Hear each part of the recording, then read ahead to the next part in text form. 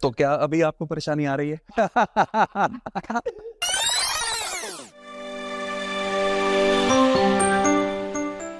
Thank you so much sir for coming on the show. और आज हमारा पहला शो है GLA अलुमिनाई आई डिड इट, और शो पे आने के लिए बहुत बहुत धन्यवाद सर।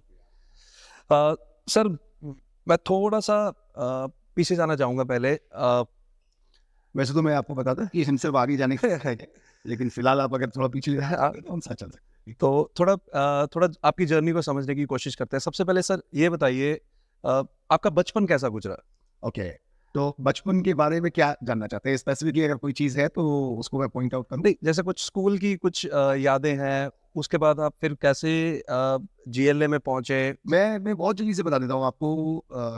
एक बड़ी इंपॉर्टेंट चीज़ है, मैंने बचपन में एक कहानी सुनी और उस कहानी में मेरे गूज़बम्प्स हो रहे हैं। उस कहानी में बड़ी एक विचित्र बात थी, वो ये थी कि आज भी अनफॉर्चुनेटली एकेडमिक्स को सिर्फ एक क्लासरूम टीचिंग की तरह समझा जाता है। और विश्वास मानिए, मैंने जब वो कहानी सुनी तो मुझे यकीन हुआ कि वाकई किसी भी एक स्टूडेंट के लिए 180 डिग्री की बात करें, 360 डिग्री की बात करें जी, तो जैसे माँ सरस्वती की 4 हाथ है जी, आप देखेंगे, एक में वीणा है, एक में फूल है, एक में माला है, एक में किताब है। आप सोचिए, माँ सरस्वती इस बात को कहती है कि 25% क्लासरूम टीचिंग, 25% आपके पास वीणा म्यूजिक, 25% फ्लावर नेचर, चारों चीज का जो समावेश है वो आपको एक बेहतर इंसान बनाता है। तो जैसे आपने मेरे से बात की कि बचपन के सभी का, तो आप विश्वास मानिएगा, मैंने बहुत आह्लादित होकर, बहुत उन्मादित होकर मैंने बचपन को जिया। मैंने हर वो स्पोर्ट्स खेला, हर वो डिबेट कंपटीशन में सहभागिता की, हर हर हर कल्चरल में गया, क्लासरूम में भी गया मैं। लेकिन मैंने हमेशा बहुत बड़े मंच को जीना चाहा। मतलब मेरी जो सोच थी वो ये सिर्फ ये नहीं थी कि मैं 98% मार्क्स ले आऊं जी, और मैं सिर्फ फिजिक्स, केमिस्ट्री, साइंस, मैथमेटिक्स का एक छात्र बनकर रह जाऊं। मेरी जो सोच थी वो बड़ी अलग थी कि मैं हॉर्स राइडिंग में भी बहुत अच्छा निकलूं, जी, स्विमिंग के लिए लोग मुझे जानते हो, टेबल टेनिस जब खेलूं तो लोग तालियां बजा रहे हो। ऑब्वियसली मैथ्स और फिजिक्स में तो आ रही था। जी, तो बचपन बहुत बहुत मजा आया। बहुत मजा। जैसे आज मैंने आपकी बहुत सारी वीडियोस देखी हैं, आप मोटिवेशन में मतलब आपका कोई जवाब नहीं है, बिजनेस कोच हैं आप। अ, बच्चों को जब सेशन देते हैं तो हर बच्चा आपकी तरफ देखता है, वो कहीं ना कहीं सोचता है कि मुझे भी नीरज अग्रवाल की तरह ही बनना है। तो सर किसको देखते हैं? क्या बात। एक्चुअली मैं यकीन मानिएगा कि खुद को देखने के अलावा, खुद को तराशने के अलावा, खुद को बढ़ाने के अलावा समय नहीं। मुझे किसी और को देखने की जरूरत नहीं है। अगर सिर्फ एक लाइन याद रह जाए कि अगर आपसे कोई हाथ मिलाता है और आपसे पूछे कि आप कैसे हैं, और आप ईमानदारी से कह पा रहे हैं कि कल से बेहतर, शानदार। बड़ी इंपॉर्टेंट लाइन वो जी, कि कल से बेहतर, इससे बड़ा शब्द नहीं हो सकता चीज। आप सोचिए कि मैं जब भी देखता हूं तो आईने में उस बिल्ली और शेर की तरह देखता हूं कि मुझे अपने आप को इस तरह दिखना है दुनिया के लिए कि दुनिया मेरी तरफ देखे।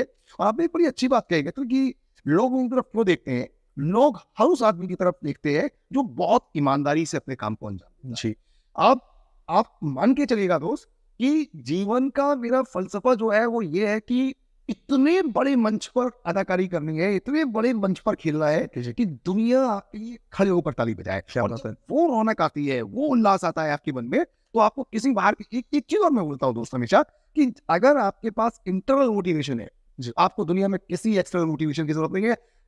ढेरों मोटिवेटर्स आएंगे, जी, लेकिन जो अंदर जो चिंगारी है ना, जो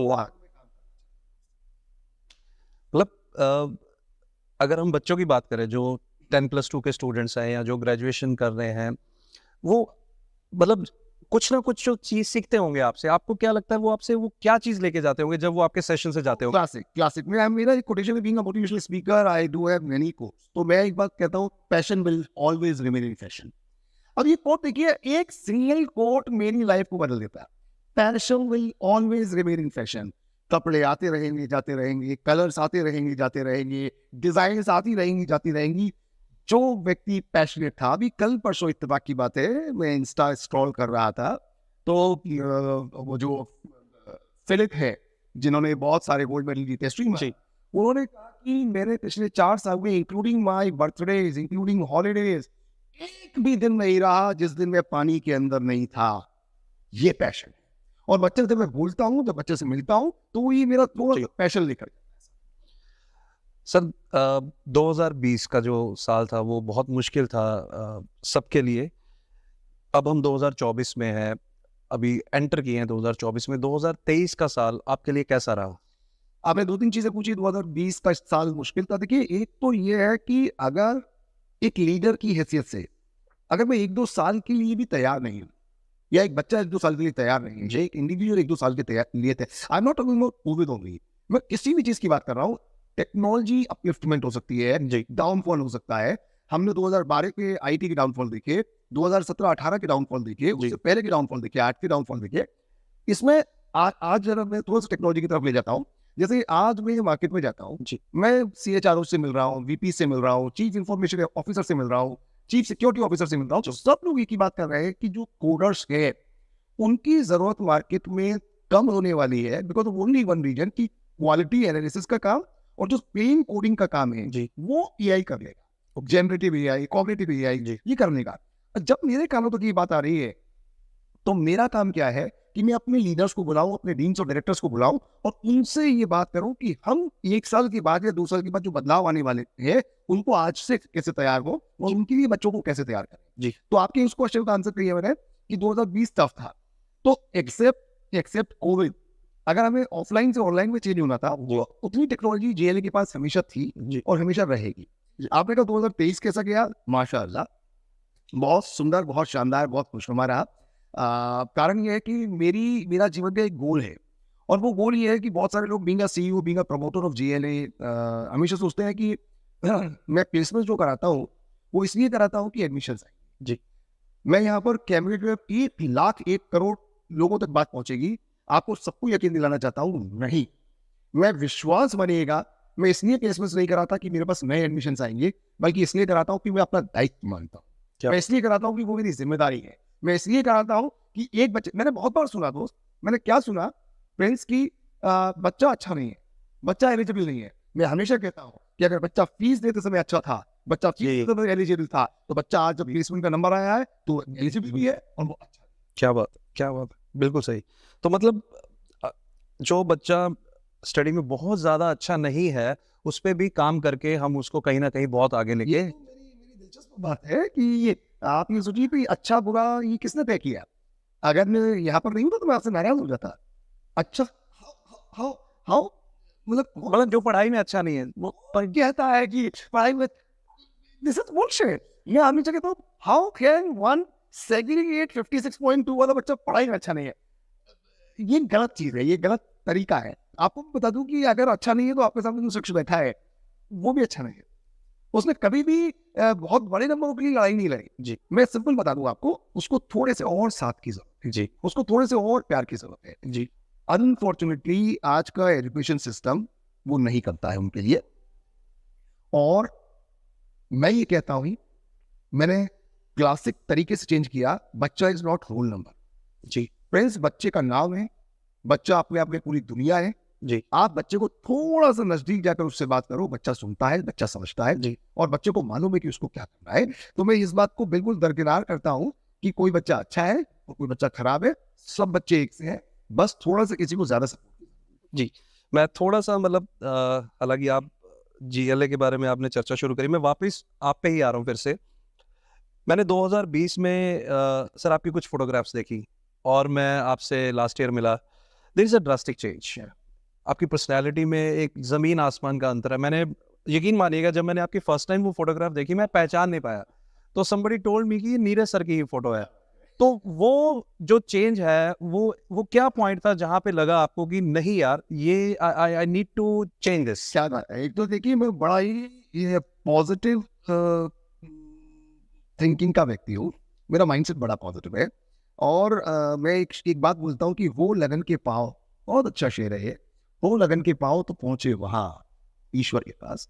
ये गलत कहा, इसमें एक शेर आ गया याद कि ये गलत कहा है किसी ने कि उसका पता नहीं है। शेर देखिए और आनंद लीजिए, क्या माशाल्लाह शेर है कि ये गलत कहा है किसी ने कि उसका पता नहीं है, उसे ढूंढने की हद तक कोई ढूंढता नहीं। क्या बात है। तो पॉइंट ये है कि जब जब जब ये आनंद हो जाता है आपको लगता है कि आप और अच्छा दिख सकते हो। मैंने ये नहीं कहा मैं पहले खराब दिखता था, मैंने क्या और अच्छा दिखे, सही बात। आपको कोई नहीं रोक सकता। लेकिन हाँ, इसमें जो एक बहुत बड़ी चीज है वो है कमिटमेंट। मेहनत।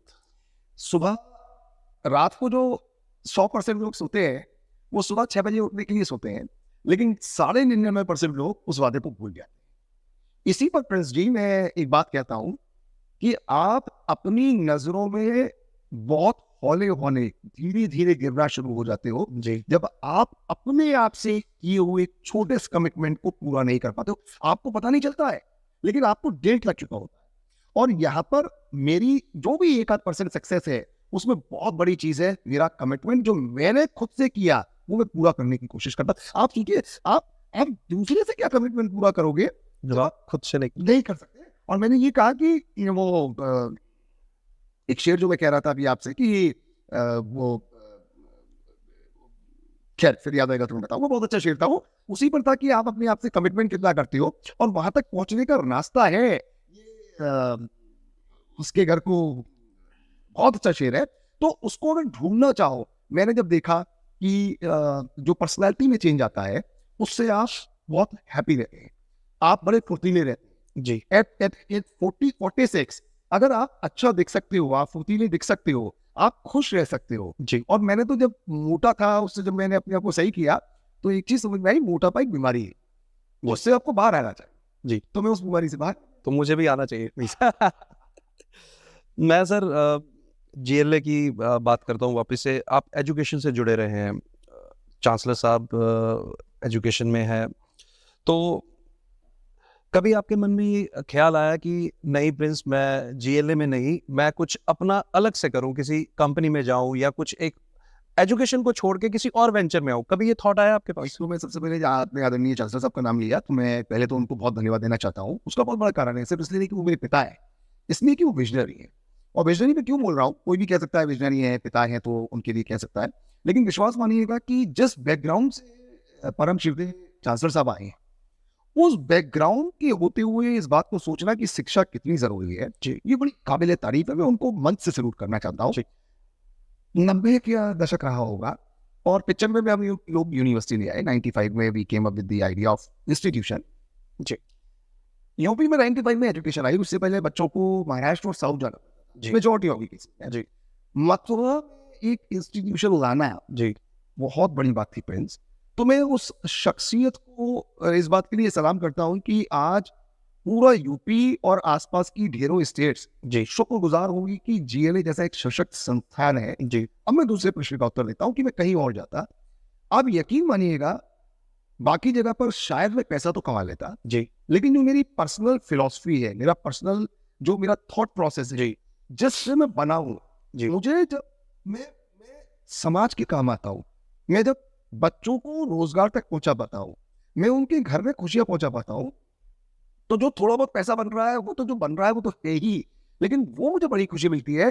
अगर मैं किसी फैक्ट्री का सीईओ होता या किसी ऑर्गेनाइजेशन का सीईओ होता या जी। किसी प्रोडक्शन यूनिट का सीईओ होता, जी। इससे बहुत बहुत बेहतर मुझे लगता है कि ईश्वर ने मुझे सही जगह इसी जगह।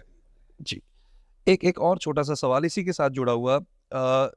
जब जीएलए शुरू हुआ होगा तब आपकी एज कम रही होगी, तो जब इसकी चर्चा चल रही होगी कि हमें एक ऐसा इंस्टीट्यूट ओपन करना है, तो what was your mindset at that point of time? आप बहुत यंग रहे होंगे, बहुत सारे यंगस्टर अभी वेंचर्स में जा रहे हैं, उनके बड़े भाई या उनके पिताजी ऑलरेडी वेंचर में हैं, तो वो क्या माइंडसेट के साथ उस बच्चे को एंटर करना चाहिए, या आपका माइंडसेट उस समय क्या रहा था? देखिए, इसमें एक तो बहुत इंपॉर्टेंट ये है कि मेरी एज, जो आपने दो चीज पूछी जी। है, तो पहला प्रश्न ये है कि मेरी एज में मैं जब आ गया था तो बहुत कम एज में आ गया था। जी। और मैंने भी आपको एक बात कहा अपने डिस्कशन के दौरान कि मैं बड़ा पॉजिटिव एटीट्यूड का आदमी हूँ। जैसे मैंने अभी, आप शायद आप बाद में पूछेंगे या नहीं पूछेंगे, जैसे अभी हमने 2-3 साल पहले ऑनलाइन शुरू किया, जी। तो मैंने एक इंटरव्यू में कहा कि बहुत जल्दी मैं 1 लाख बच्चे अपने साथ जीएलए परिवार में जोड़ूंगा। जी। तो उसने पूछा कैसे? मैंने कहा, ये मत पूछो, ये मेरा पैशन है, ये मेरा प्रोसेस है, ये मेरा तरीका है। मैं आपको, जब आपने कहा थोड़ा सा और पीछे जाते हैं, तो मैंने जीएलए में ज्वाइन किया 2003 में। जी। 2003 से पहले आदरणीय चांसलर साहब की एक 3 layer multi year film unit हुआ करती थी। जी। मैं उसमें भी डायरेक्टर रहा। जी।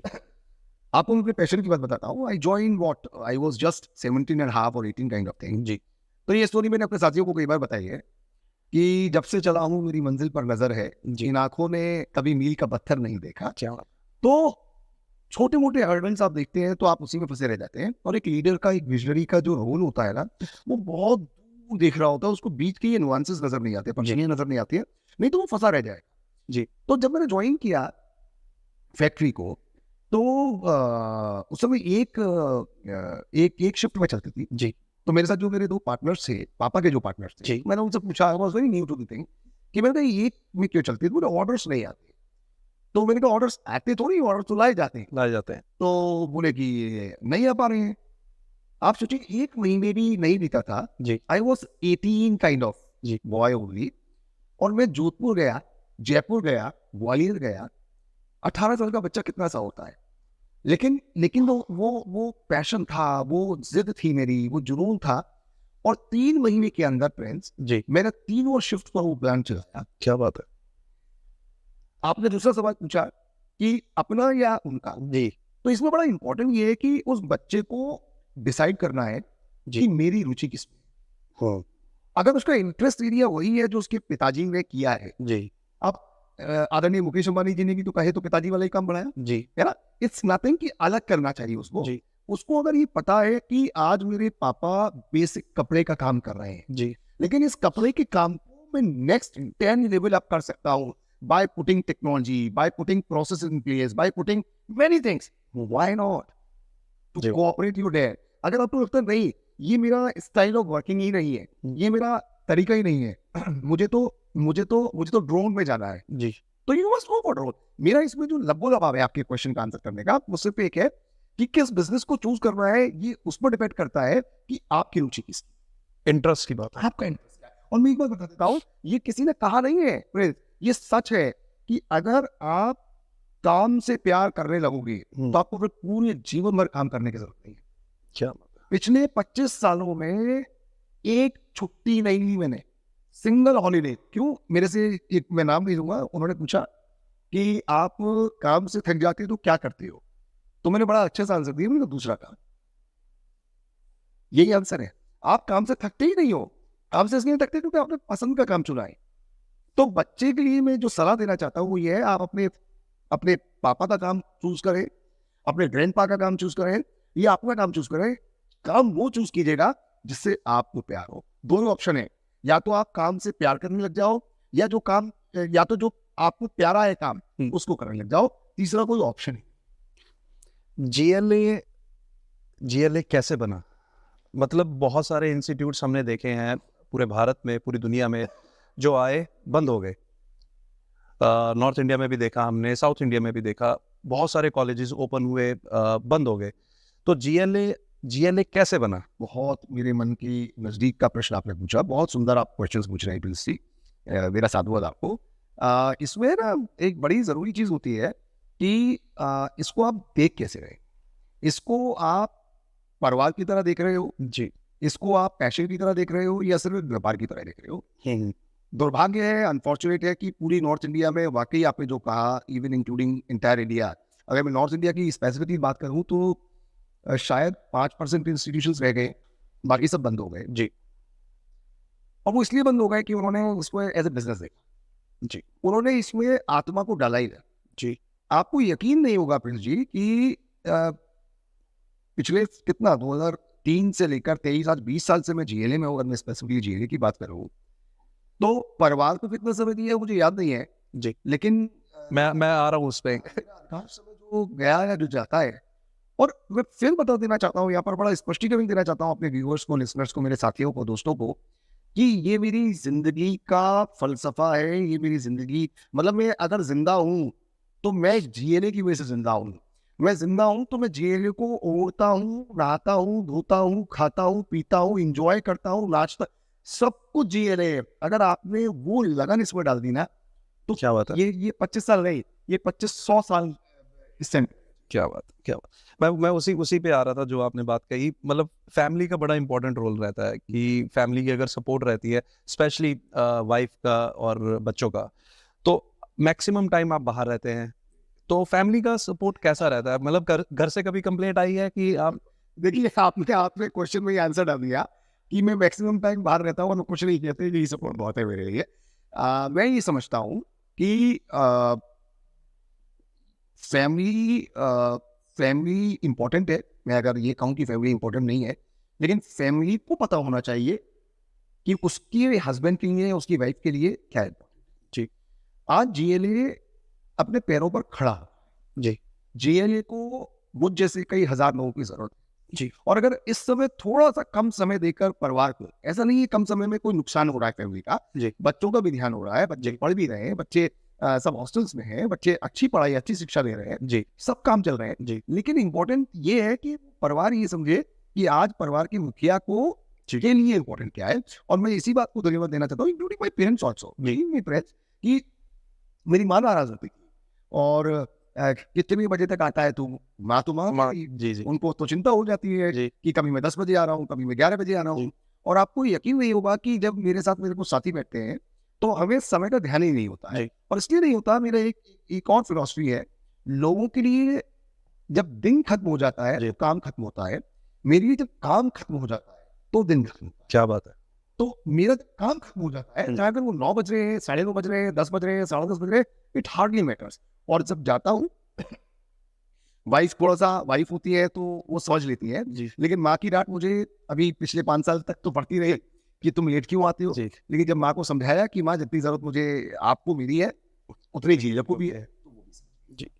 एक आपने एक चीज का जिक्र किया जो कि बार बार ये कीवर्ड आ रहा है आपकी डिस्कशन में, दैट इज डिसिप्लिन, मेहनत। जिस तरीके से आपका नेचर है काम करने का, जो आपका स्टाइल है काम करने का, ऑब्वियसली सामने वाला जो बंदा है, जैसे प्रिंस है, उसकी स्पीड हो सकता है वैसी ना हो। तो कई बार आपको ये फील होता है यार, मतलब क्यों नहीं कर रहे हो तुम, ऐसा क्या है, तुम क्यों नहीं कर पा रहे हो? अंदर से कहीं कहीं घुटन होती है, या आप उनको कुछ ऐसा करके उनको दौड़ा ले ताकि ये भी मेरे साथ भाग सके? क्या फील आता है कि नहीं यार, या मैं ही बहुत तेज चल रहा हूँ? बहुत अच्छी बात, आपने ये बिल्कुल निजी तौर पे क्वेश्चन पूछ लिया, मुझे ऐसा लगता है। ये जब मैं करीब 15-1 साल पहले थोड़ा सा अपरिपक्व था, इमेच्योर था, 30 साल की उम्र रही होगी, तब वो नाराज नहीं होती थी। जी। एक तो ये मान लीजिए कि मेरे लिए डिसिप्लिन इज द की। जी। मतलब जो व्यक्ति अनुशासित नहीं है, मेरे लिए उसकी वैल्यू है, लेकिन एक लिमिट। जी। ये मेरी पर्सनल चीज हो सकती है, अच्छी या गलत मैं डिबेट में नहीं जाना चाहता।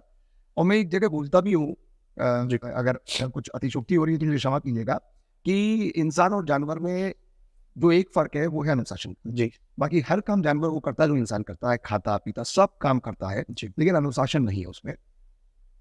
तो अनुशासन के साथ तो आपको रहना ही पड़ेगा। जी।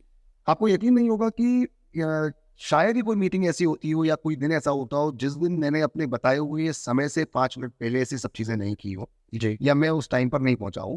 और मैं जीएलए यूनिवर्सिटी को भी उसी अनुशासन से चलाना चाहता हूँ कि हर चीज प्रोसेस ओरिएंटेड हो और हर चीज डिसिप्लिन ओरिएंटेड हो। जी। अब आपका दूसरा सवाल, ये तो मैंने अपने बारे में बताया कि खराब लगता है। तो जैसे जैसे बड़े हुए, मैच्योरिटी आई, समझ आई, तो उस हिसाब से ये हुआ कि हाँ मिसमैच है। लेकिन अभी कुछ दिन पहले एक वीडियो देख रहा था मैं, और उस वीडियो में बड़ी अच्छी बात कही कि स्कूल का मालिक हो सकता है कोई टीचर ना हो, लेकिन वो टीचर से ज्यादा कमाता है। मिठाई बनाने वाला शायद मिठाई बनाना ना जानता हो, लेकिन वो मिठाई बनाने से ज्यादा। तो इसमें बड़ी इंपॉर्टेंट चीज क्या है कि आपकी स्किल तो ये होनी चाहिए कि आप सारे स्किल वालों से काम कर सकें। ये डिसिप्लिन अगर आप में है तो आपको परेशानी। तो क्या अभी आपको परेशानी आ रही है?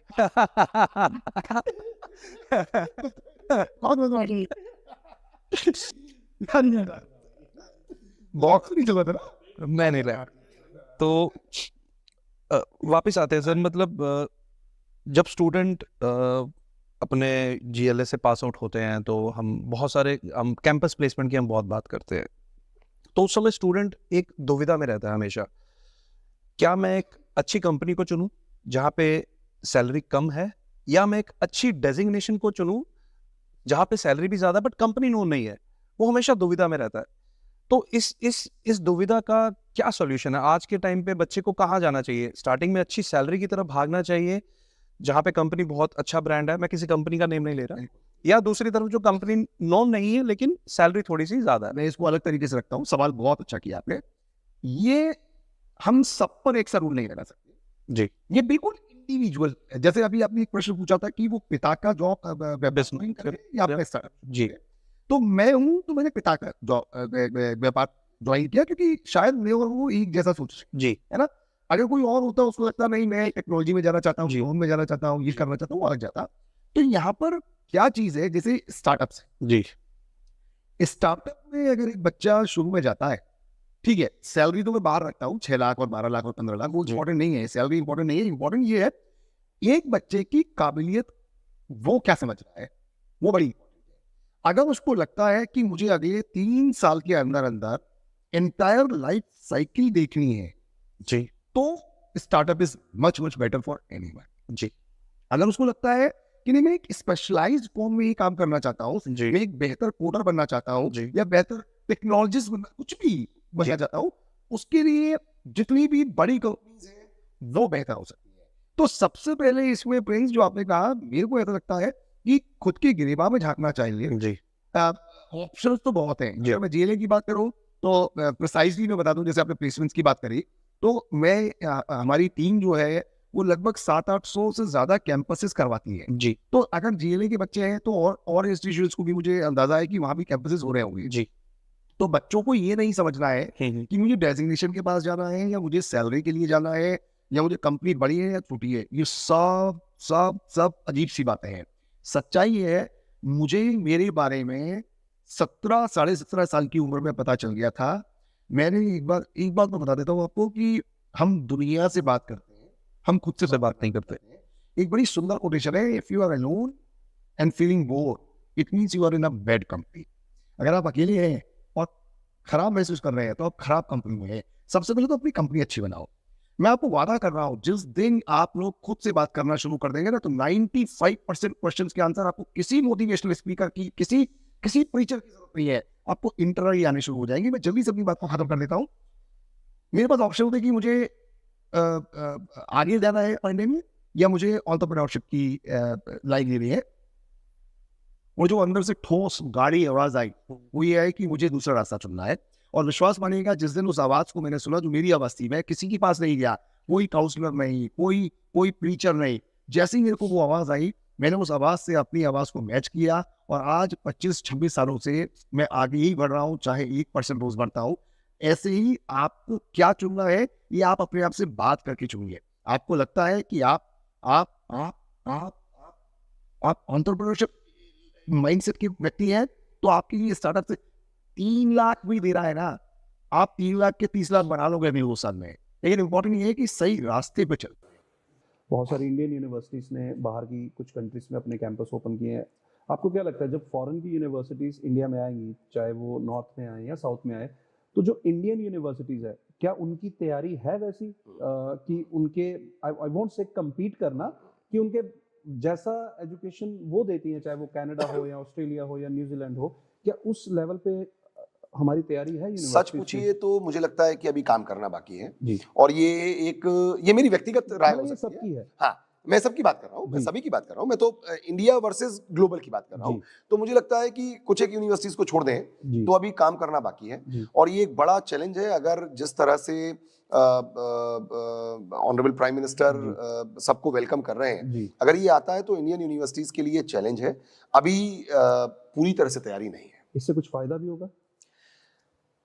कंपटीशन बढ़ता है तो फायदा तो होता है। जी, कंपटीशन बढ़ेगा तो एक मन में, मैं डर तो नहीं कहूंगा, लेकिन एक चिंतन होता है। जी, और चिंतन होता है तो ऑब्वियसली आप थोड़ा सा तेज जागते हैं, जल्दी जागते हैं और थोड़ा सा तेज चलते हैं। ये फायदा डेफिनेटली होगा। क्योंकि मैंने कहीं पे पढ़ा था कि बहुत सारी इंडियन यूनिवर्सिटीज़ को ये कहीं न कहीं डर लग रहा है कि फॉरेन यूनिवर्सिटीज़ आएँगी तो शायद बहुत सारा नंबर शिफ्ट हो जाएगा। हाँ। तो कहीं न कहीं इट मीन्स की तैयारी अभी करनी हाँ, बाकी है। मतलब डर इसीलिए है कि वो तैयार नहीं है। अगर कोई व्यक्ति तैयार है तो उसको डरने की जरूरत नहीं है। लेकिन हाँ, जैसे सुगबुगाहट आ रही है, जैसे न्यूज़ेस आ रही हैं, जैसे लोगों को पता चल रहा है, तो मैं अभी जीएलए की बात कर लूं 1 मिनट के लिए, तो जैसे एक ब्लेंड होना चाहिए टेक्नोलॉजी का, एक ब्लेंड होना चाहिए ऑनलाइन ऑफलाइन का, एक ब्लेंड होना चाहिए एक्सपोजर का। उसके लिए काफी दिनों से तैयारी थी, लेकिन बहुत स्पीड अप हो गए जी। हैं। तो मुझे विश्वास है कि बाकी यूनिवर्सिटीज भी इस तरह का कर रही है। लेकिन हाँ प्रिंस, जो आपने कहा, अभी तैयारी में देरी है और तैयारी में समय लग रहा है और ये डर है। जी। जैसे हमने देखा कि सर, जैसे अब मैं पंजाब से आता हूँ, तो पंजाब में एक ट्रेंड है कि बहुत सारे बच्चे जो हैं आफ्टर 10+2 कनाडा या चले ग्रेजुएशन कनाडा जाते हैं, ऑस्ट्रेलिया जाते हैं। मोटिव कुछ भी हो सकता है, एजुकेशन हो सकता है, पीआर हो सकता है। लेकिन क्या ये सेम ट्रेंड उत्तर प्रदेश में भी है, या जो बिहार है या राजस्थान है, इन स्टेट्स में भी ये ट्रेंड है? नहीं, बिल्कुल नहीं है। यहाँ पर बच्चा 12th के बाद बिल्कुल भी कहीं नहीं जाने की सोचता है। यहाँ पंजाब में शुरू से जाना जाता है इस जी। बात के लिए। एंड जैसा आपने कहा कि मुझे भी रीज़न नहीं मालूम है कि इट्स फॉर एजुकेशन और समथिंग एल्स, बट जी। Yes that's a trend. But in UP, Bihar, Rajasthan, Haryana, near by states बच्चा मेजॉरिटी ऑफ द टाइम अपनी ही कंट्री से इंजीनियरिंग की शिक्षा ले रहा है। और अच्छी बात यह है कि अगर मैं जीएलए की बात करूं तो जीएलए में कम से कम 15 से 20 स्टेट के बच्चे पढ़ रहे हैं, जी और यूपी के तो मेजॉरिटी बच्चे हैं ही, जी जी और सबको जॉब्स मिल जाती हैं, मेजॉरिटी को जॉब्स मिल जी। जाती है। तो उनको कहीं भी बाहर जाने की मुझे लगता है जरूरत नहीं है। क्यों जाता होगा सर बच्चा बाहर? वैसे ऐसे ही शायद पूछ लिया। शायद शायद एक कभी कभी क्या होता है, एक चलन आ जाता जी है ना, कि उस गांव के सारे लोग सेना में हैं, उस गांव के सारे लोग पुलिस में हैं। जी तो कभी कभी ये चलन भी आ जाता है कि उस प्रांत के शुरू से चले आ रहे हैं, चलते आ रहे तो हैं वो लोग। फिर उसको में कोई भेड़ चाल के ना गलत हो जाएगा, लेकिन एक ट्रेंड हो गया है कि अब हमें कनाडा ही जाना है। पर वापस नहीं आते हैं। ये और ये एक दुखद ये बात है। बिल्कुल बिल्कुल, मतलब ये तो ऑनरेबल प्राइम मिनिस्टर कह रहे हैं, हम सब लोग कह रहे हैं कि जब आज हिंदुस्तान ग्रो कर रहा है, हिंदुस्तान सैलरीज दे रहा है, हिंदुस्तान रिस्पेक्ट दे रहा है, जी तो क्यों नहीं हिंदुस्तान को बढ़ाना चाहिए। अगर टॉप ब्रेन्स बाहर चले जाएंगे ब्रेन ड्रेन का जो तो फिर कैसे काम चलेगा। सही बात। अगर दूसरी तरफ देखें तो most of the companies which are in USA, उनके टॉप सीईओज में देखें तो बहुत ज्यादा इंडियंस हमें दिखाई देते हैं। क्या ये उसका एक रीजन है, या फिर वो यहीं से पढ़ के गए हैं? हाँ, मतलब ये तो रीजन है ही। और आप देखिएगा कि अगर ब्रेन ड्रेन जो हम बात कर रहे हैं ये नहीं रुका और लोग जाते रहे, तो आज भी हिंदुस्तानी दिमाग जो है वो, मैं ये तो नहीं कहूँगा सबसे टॉप पर है, लेकिन बहुतों से अच्छा है, और ये तो होना ही है फिर। लेकिन मेरी अभी भी रिक्वेस्ट है, मेरी रिक्वेस्ट की कोई कोई कोई कोई इंपॉर्टेंस नहीं है, बट मैं फिर भी ये कहना चाहता हूँ कि अगर बच्चे यहीं रुकें और यहीं ग्रो करें, यहीं कंपनीज बनाएं, यहीं स्टार्टअप्स लाएं, यहीं स्टार्टअप्स में ज्वाइन करें, तो इससे बेहतर कुछ नहीं हो सकता।